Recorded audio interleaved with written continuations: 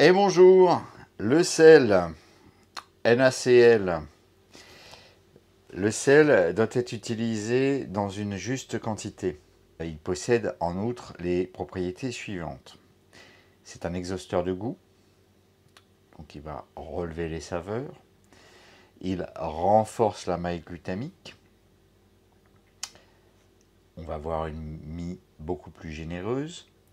Il retarde l'oxygénation de la pâte, augmente la densité de cette pâte, donc on peut l'hydrater plus. Il favorise le brunissement de la pâte.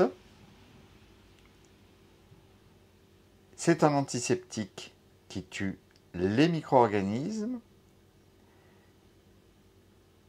notamment ceux qui sont responsables du développement des moisissures. Donc on pourra conserver la pâte plus longtemps.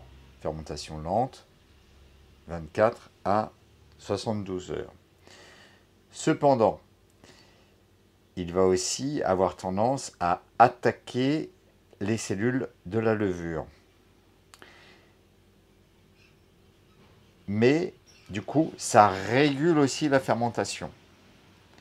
Ça veut dire que ce n'est pas complètement antagoniste. L'idée, c'est juste de venir intégrer le sel à la fin du pétrissage de la pâte. Ça permet à la levure d'être suffisamment répartie, suffisamment intégrée à la pâte pour pas que le sel vienne attaquer directement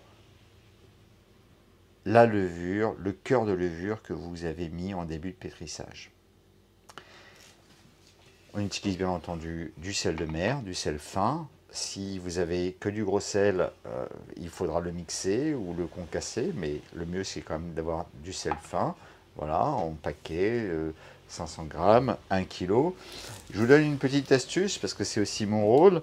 Vous avez des petits clips qui existent dans le commerce.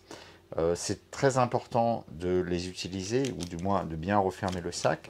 Ça évite l'humidité.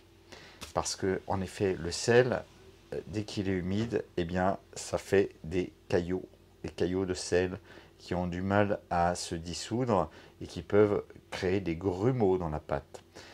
Voilà, j'espère que cette vidéo vous a plu.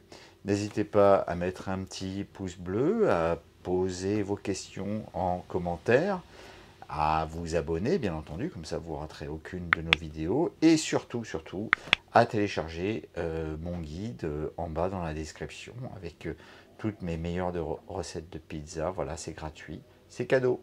Allez, bonne pizza, à très bientôt, au revoir.